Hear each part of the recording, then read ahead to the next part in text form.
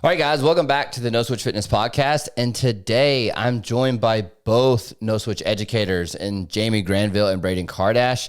And I'm really excited about the conversation that we're going to be having today because it's just not one that's often brought up and discussed at any length or depth. And I think it's an important part of the coaching process. And it's something that we've been talking about how it changes from client to client. So, and that's going to be the onboarding process. And I think this is something that has multiple factors to it that we'll dive into today. But Jamie, Braeden, how's everything going, guys? Jamie, I know you're prepping. How are you feeling today? I'm feeling okay. I'm a little tired today, but I had to get up at 5 to do the podcast. Yeah. The time zones are not ideal, not perfect. But that's okay. Because Braden's like an hour ahead of me, and then Jamie's an hour behind me. So it's like a 3-hour window that we have to book in for just recording together. But we'll make it work. And Jamie's kind of getting to the nitty gritty of prep. So I know I have tons of food right now. So much food. For Jamie's prep, she does have a ton of food, but her prep's very low. Braeden, how you doing today? You're fat and happy. You're eating nice and probably the heaviest you've been at this body composition, yeah? Yeah. I hit 240 a couple days ago, and it's now fluctuating between 238, 240. But I don't hate food yet, so that's a bonus. But definitely fat and happy for sure. 205 is going to be a bitch to reach this year, huh? It's going to be fun, man. We're going to have to, it's going to be fun. I'll tell you that much. Oh, goodness. And I'm all excited because I just hit like the 155s. Oh, yes. And we're going to get you down to probably 140s, low 140s, I would imagine by showtime. But anyways, so going into today's conversation, I think the place to start with this is the initial interview. And I think this is something that is very valuable, and it can be hard for very busy coaches to see the value in this. And I think they have trouble seeing the value in this from a time perspective. But what I would say is for the coaches that are on the very busy side, because I've handled client loads in the 150s, 160s before, and it gets you really strapped for time.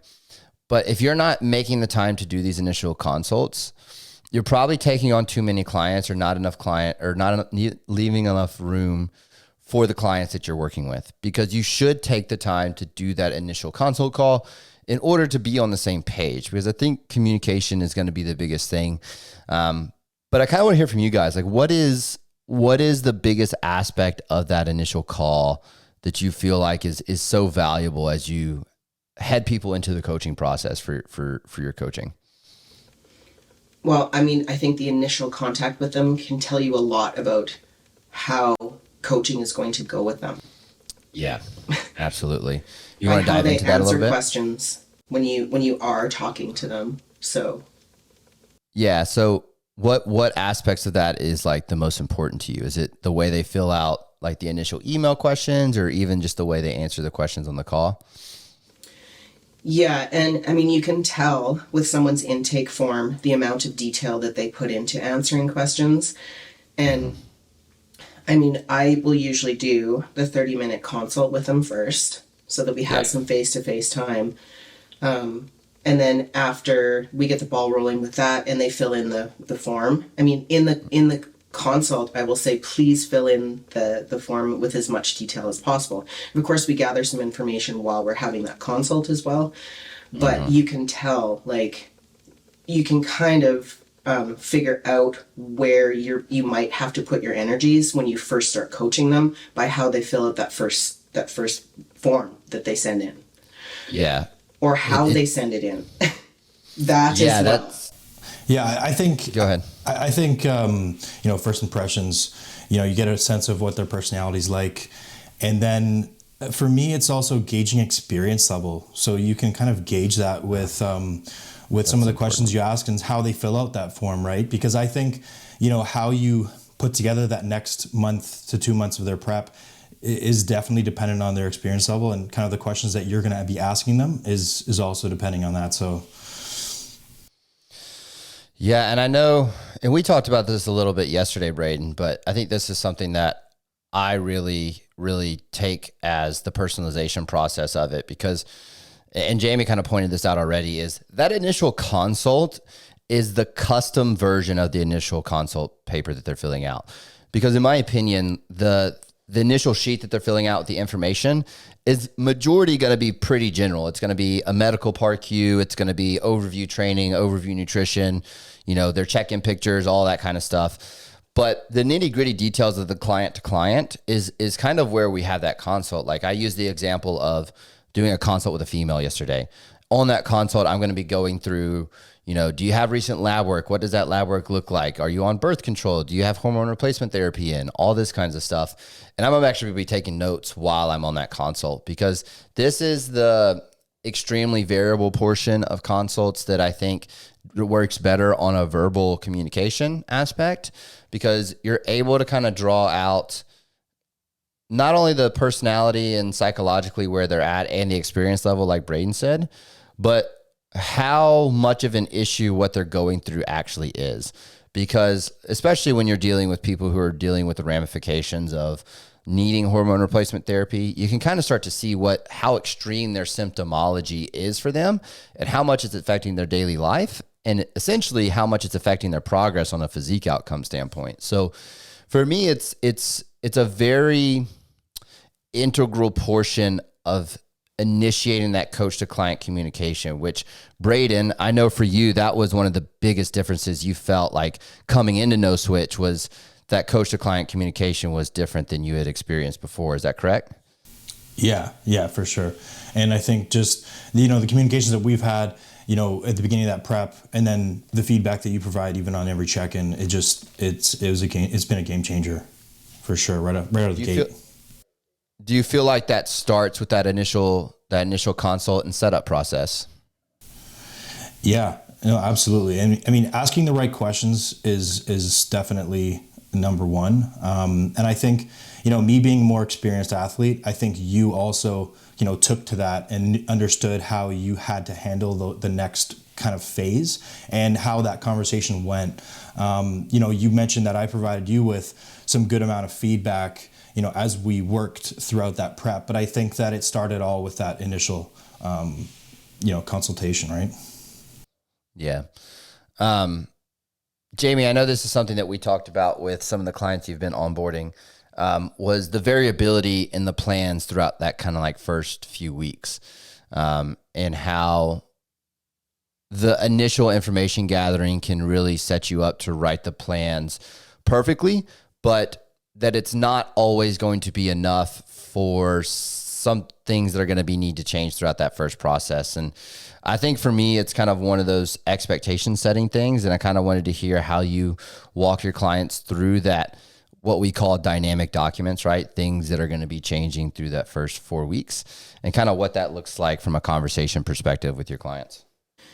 Well, I think that it also depends on, it's just that, like Braeden was saying, just the experience of the person, right? So I find that the first contact with people, you can tell once I start explaining the coaching process with them, whether they seem really excited or they start to get like the deer in the headlights, where it's like, whoa, this seems like a lot, or it seems like it's like too much. And I think that it's those people that start to get the deer in the headlights, and they might not have as much experience, or they just have come from a coaching process that isn't as detailed, that you really have to individualize it even more. So it's like finding the things, it's like the low-lying fruit, right? Yeah. Okay, so let's set them up so that they can nail some of the metrics and feel like they're progressing, even if they aren't getting all of it together at once. And that's going to look different for everyone. So it might be that the nutrition's really easy, or that's something that you have to work on because they don't even understand macros. Yeah. Or it's, okay, let's just work on getting, your training in and your cardio. So, yeah. And then there's the people who just filling in that sheet, that alone is the first goal. Right? So, I mean, I think we've all experienced like very limited check-ins where people are not giving enough information. So I think that it's like finding it's finding that piece that they can succeed with first, which gives them momentum to pick up on all the other things to create success in all the areas that we expect with the level of coaching that we provide. Mm-hmm. And it allows them to see that, oh, okay, once I get all of these things together, it just becomes part of my daily routine, and my trajectory is a lot higher. Do any of you guys find I don't want to say abrupt, but like hey, I need you to get your shit together conversation on that first few weeks, something that's tough to go through? Jamie, I know you're kind of like me. You just kind of like throw it out there. But especially with some of those people that are new to it, because it's the check-in that's like the email says week 3 check-in updated, great week. And then you go to the sheet and it's just their weight log.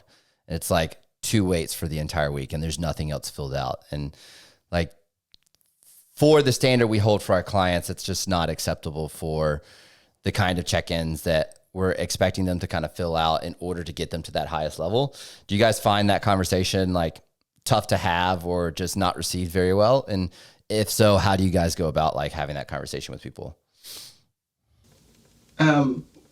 Well, that I think is very dependent on the person's personality as well, right? Yeah. So, I mean, for me, if I needed to get my shit together, then I would just expect you to say, look, hey, get your fucking shit together.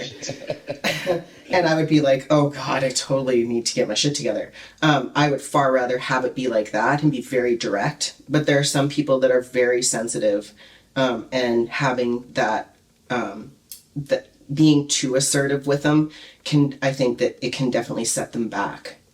It can lower their confidence because they might feel like they're succeeding and they're doing great, but it might only be in just one part when they're not seeing the whole picture.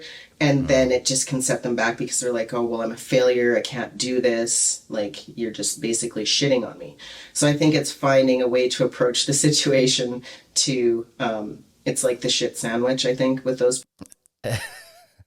You want to explain the shit sandwich for the audience? Because I've actually got some So questions it would for that be like on Braeden's side. Telling them that they've done something really awesome and then talking about some things that they need to improve on, and then, you know, giving them another high five at the end. So, yeah.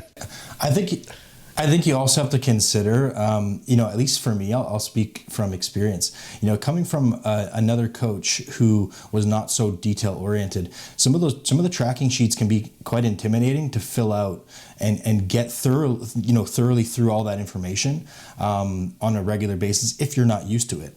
So, sometimes you can't be so quick to jump on the gun and say, hey, pick up your socks, because they may be on the back end, in the training portion of the nutrition, they might be bang on point, but it's just the administrative side or just logging all that data. They're just not used to it. Right.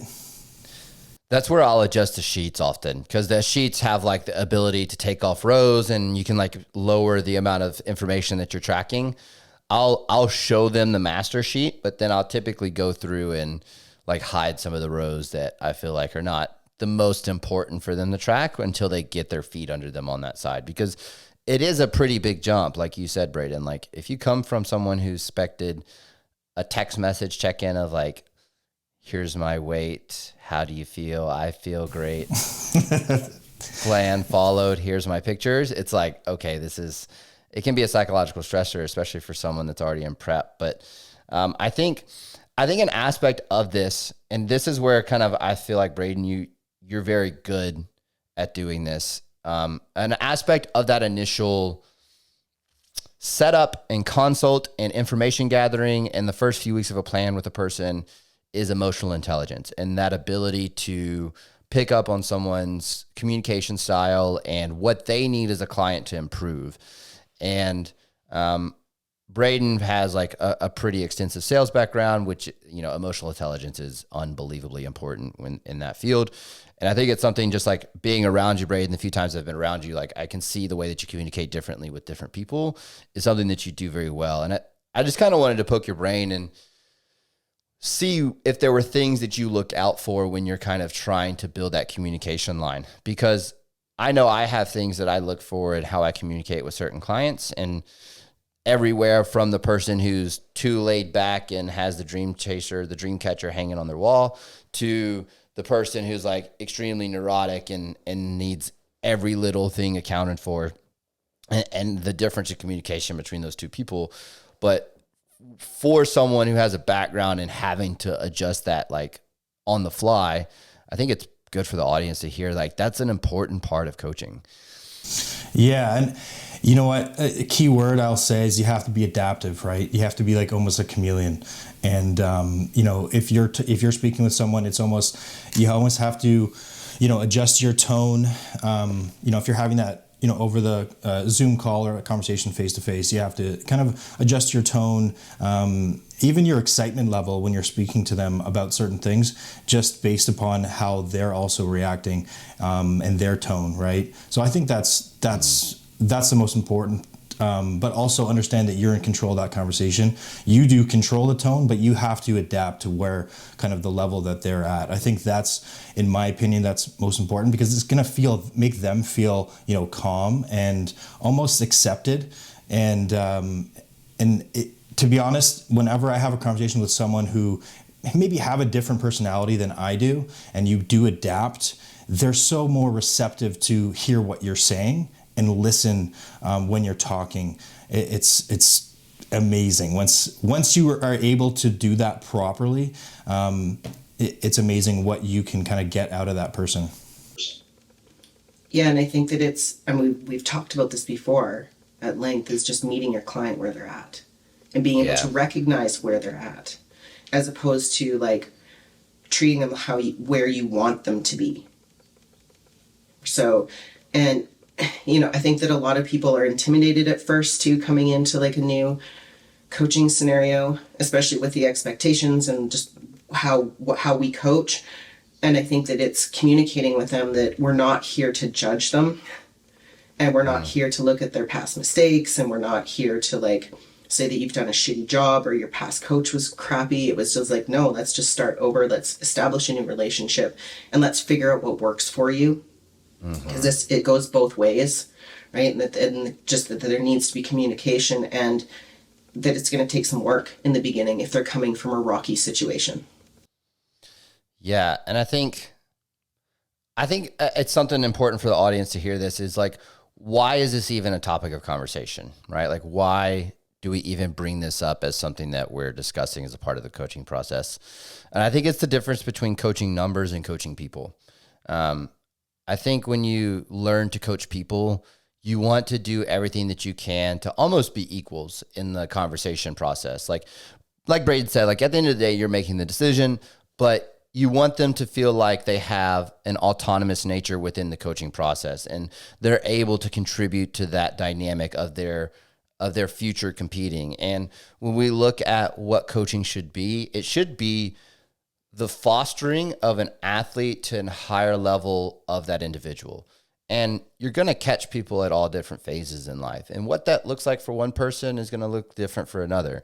And so when we look at true coaching and coaching people versus coaching numbers, this is one of the most integral portions of the conversation that I really try to hone in on, especially with you guys coaching and building your client bases, especially with where you guys are at now and the level you're coaching at. I can teach anyone the X's and O's. I can teach anyone how to set up nutrition. I can teach anyone the details of training. I can teach people compounds and all of that. But this is the kind of intangible stuff that just takes time and just takes effort and just takes experience that I think sets apart coaching from here's my money, take it, and here's your plans. Like, that's the biggest difference that I think, and you guys tell me if you think differently, but I think that's where we see the fostering of an athlete over the long term to the highest version of that athlete that we can get them to. Yeah. And I think too that it's like, there are always going to be people that are going to be more work than others too. Yeah. Right.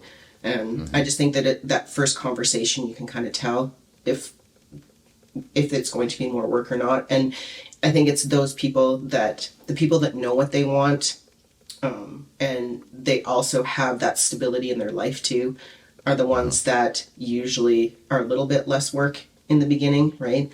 As opposed to people that come to you that, maybe don't even track, just for an example, like a female has never tracked her menstrual cycle.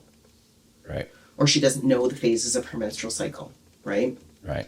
Yeah. So, I just think that a lot of times coaches, what they do is they're just like, they lump like females into, this is how we treat females and this is how we treat males. Yeah. And it's not the same, right? Like you can't treat these categories because you're going to have different personalities across each one, right? And I think that's a big mistake within the coaching realm of like just kind of grouping people into these little subsects of people. And I think really like something I found valuable is during the initial consult process, I actually ask questions typically that point towards understanding the personality type that they are. So if any of you guys have ever read into personality types, there's like a couple different versions. You have Enneagrams. You obviously have like the Myers-Briggs. I'm forgetting the name. There's Myers-Briggs. And then there's the one that I prefer is the one that they use for like screening for businesses. It separates people into 4 basic categories. You have like people who are more administrative, you have doers, you have thought creators, which are like leaders. And there's a 4th one and I'm forgetting it off the top of my head, but I typically ask questions that are kind of from that sector to kind of get an idea of how these people operate, because it tells me a lot about how much autonomy I have to build into their process. Like, and Braeden, I'll use you as an example, like coming in, I knew that you had experience prepping and coaching, and the way that you communicated your process to me in the initial consult told me I had to have you involved in the decision-making process. And so, I mean, you can attest to this. Like a lot of our conversations were like, hey, like, do you like this visual? Do you not like this visual? Especially like during that peak week process. And I think that's something that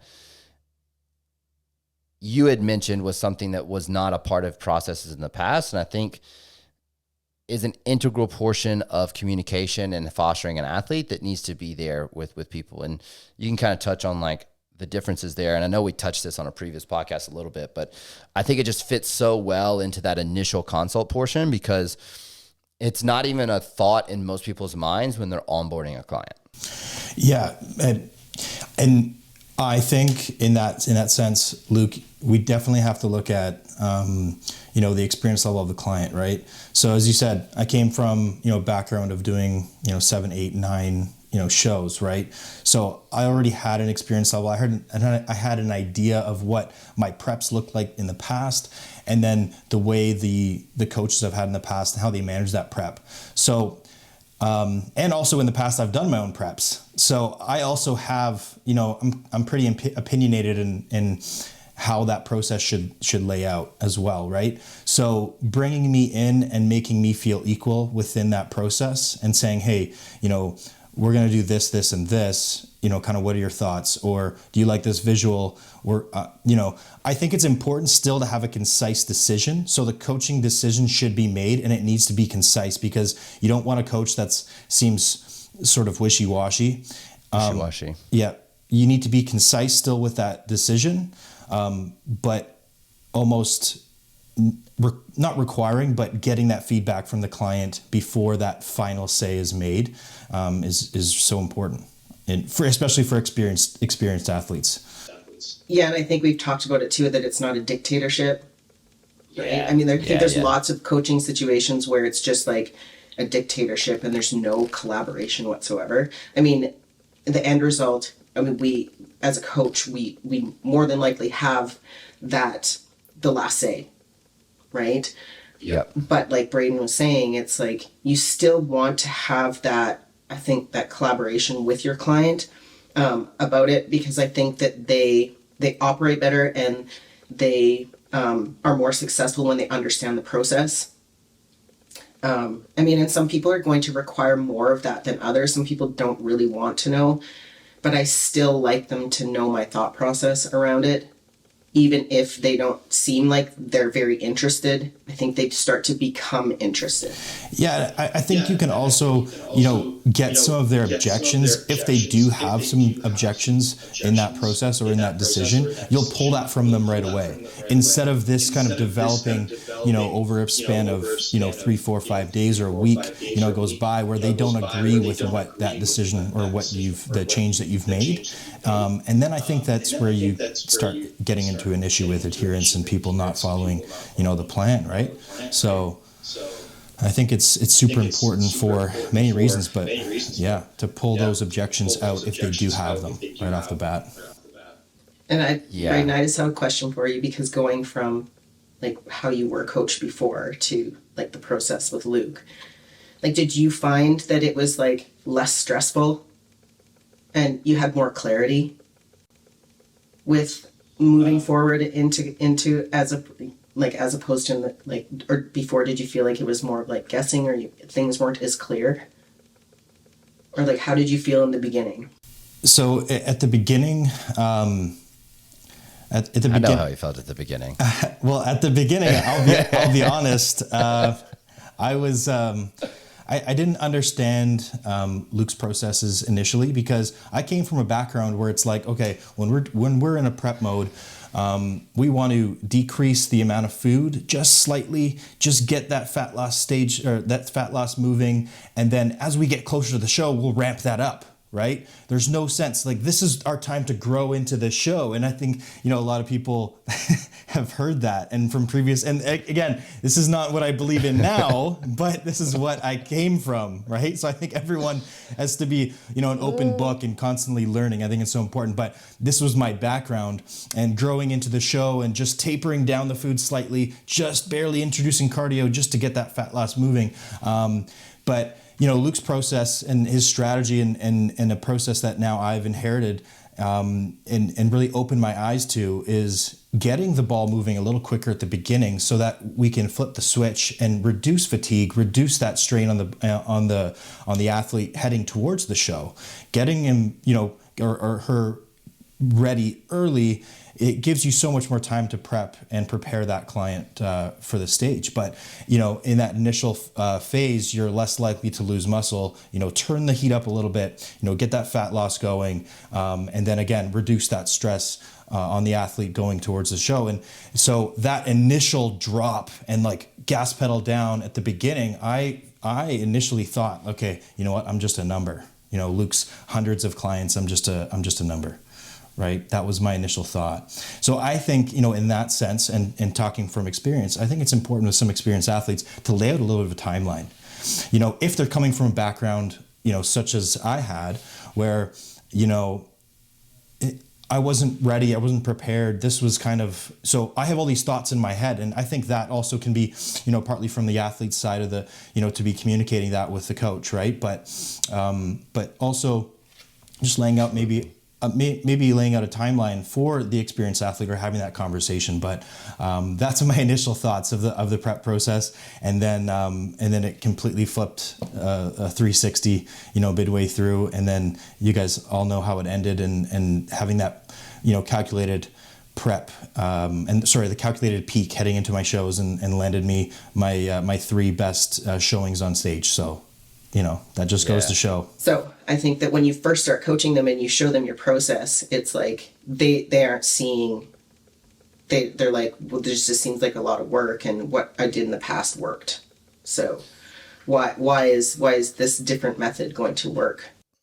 And I think that extends beyond the initial setup too. I think there's a lot that's prefaced in the initial setup, but I think there's touch points like both of y'all, we've had planning calls kind of throughout the process, and I typically put those on the timeline, and we'll touch base on like important decisions and things like that. And there's actually one that comes to my head that I'd like to share, just because I think it's something that's paid off very well, is Kyle from Australia. Shout out to Kyle. He's the guy that I posted yesterday. Yeah, Kyle's looking really good. That 1 year transformation. The transformation, yeah. there have been multiple points throughout that coaching process where him as a coach himself has questioned kind of some of the decision making, and not in a bad way, just in a more of a curious way, like, hey, this is what I've done in the past. Can you just educate me so that I know why we're doing what we're doing? And every time that question's come up, I've walked him through the logic and the thought process. I've kind of met him to where he's at. I've look, this is one way that you could do it. I prefer to do it this way with your process right now because of X, Y, Z. And I really think if you just, we finish this out and you trust this portion of the plan, like you'll really see the fruition come to light. And every time, like, he just needed that verbal reinforcement, and he was like, okay, cool, I've got this, I'll execute. And that's happened every time. And look at that 12-month transformation. It's like Braeden said, like the ability to learn and the ability to listen, even if you have a question, you're not sure about it, it's okay to ask, because a lot of times we just may need to explain ourselves a little bit further than we did on the Loom video check-in that we sent you, right? Or however we end up, because I have a couple different ways to communicate with some of my clients, but that's kind of where I really see, like, it's okay for the client to ask the question, but at the end of the day, you're the client and you need to execute. So if they provide like the logic that's there for why we're doing it, that execution is really important, because it makes our jobs impossible if you're doing something different than what we have listed. Yeah. I just have to touch on the timeline thing before it escapes my prep brain. So I apologize if I'm scattered. She's like, Braeden, you're fat and happy. Shut up. Let me talk. The timeline thing, I have to say that that's probably one of the most invaluable things that I picked up from coaching with you when we started. Mm-hmm. And I know that, like, I came from coaching with John, and I know John had a timeline, but it wasn't shared with me. Right. Mm-hmm. So it wasn't something that we talked about. So I know that he had one. But honestly, moving into coaching, adding that into coaching has been like so invaluable, and not just for me, but for the client, visually, for them to see and to be able to see what we're planning, from expectation management point of view. And I just think that it's like, having that timeline isn't something that a lot of coaches use. And I think that when you get to the place where you have a high volume of clients, having something like that is imperative. Because it's like, yes, I mean, we have a general knowledge of each one of our clients, right? Like just the surface until we go into like their file and look at everything, right? But when you have a high amount of clients, it's imperative to have that to keep you on track as well. So I think it's really, really valuable for the client to be able to see that for expectations, but as a coach, and for us to be able to focus on details as much as we do, that timeline is like so make or break. All right, fat and happy, Braeden, your turn. I lost my train of thought. I was going to say, I was clued into the timeline. What was your last? Sorry, Luke. What was the last point that you left off with? Because I was going to add something to that. We were talking about communication, and I gave the story about Kyle and how like there was that need for the reaffirmation of the thought process for the client, but at the end of the day, they have to execute so that we can do our job. Yeah. So I think it's important, getting that not necessarily getting that feedback from the client. It is important for the client to bring up any objections that they might have, as Kyle did, especially with experienced athletes. But I think it's also important on the coaching side, not to take that defensively, and how you react. You getting it? Okay. No, keep going. I love it. You're on a soapbox. Yeah. Do it. So how you react to that is so important, and how you manage and handle that client, when those objections come in. If you have some examples, feel free to jump in. But I think it's important, because so often that I will hear from other athletes at the gym that I train at, and they're talking to me like about some issues with their coach, their current coach, and some of the decisions that they've made. And maybe they have or they haven't brought up, that objection with that coach. But it usually ends up with them talking to me or some of the other guys at the gym about like, oh, I don't agree with this. And, this is, they're pushing this on me, or this is the protocol, or they have me on this much cardio already. And I think that needs to be addressed. But then also, again, the coach needs to react to that objection correctly. Yeah, we talked about this in Jamie's podcast about responding versus reacting and being able to do that. And I think in the initial stages, to kind of bring it back to the original topic, you have a very big opportunity to do that very well and understand that they're just trying to get the lay of the land and they're trying to get their feet settled under them. And you need to objectively answer those questions without emotion behind it. And I think I've actually done content on this before. When I have someone who asks a question that evokes any sort of emotion in me, I always default now being the key word, to hyper objective, in that if I'm going to lay out my thought process, it needs to be from no level of emotion, because this is how we respond to athletes versus react to athletes. And I've just kind of set that as my default in all conversations, because I know that there's going to be times where, it's not via a computer and an email, right? Where I can sit there and have the time to think about it. Like sometimes it's going to be right there in person with them when I see them, right? And so I think there's a very big value add to that in setting that standard from the forefront, because typically there's more questions on the beginning as they're getting that lay of the land and trying to figure out kind of how their plan is set up. And you have an opportunity there to answer those questions with no emotion and kind of just walk them through it plainly and make sure that they're on the right page. And that'll very quickly communicate to them, as Jamie had pointed out in creating buy-in, hey, this person's here to make sure I do the plan well so that I get the outcome that I want. And if you do that very well from the beginning, I find that just kind of carries over throughout the entire client process. Yeah. Well, I think we've covered pretty much everything. Do you guys have anything you want to add in regards to any portion of that, like initial month to 2 months of coaching, like the setup or the communication after, or anything like that you want to kind of leave the audience with before we do our... I think I just want to throw something out about what I would like to hear your take on boundaries. This is important. I'm so glad you brought this up. God bless. Just because it's something that I run into with clients. And then, of course, for myself, wanting to be able to give my clients everything all the time. I think that it's something that just over the past 6 months that I've really had to focus on doing, like setting boundaries and making it very clear with the first consultation about what the boundaries are. Because I mean, points of contact for me are email. And then, of course, if anyone wants to jump on a Zoom call, then we do. But I also give them WhatsApp as a point of contact, right? But I have to make it very clear to them that, like, this is what we use WhatsApp for.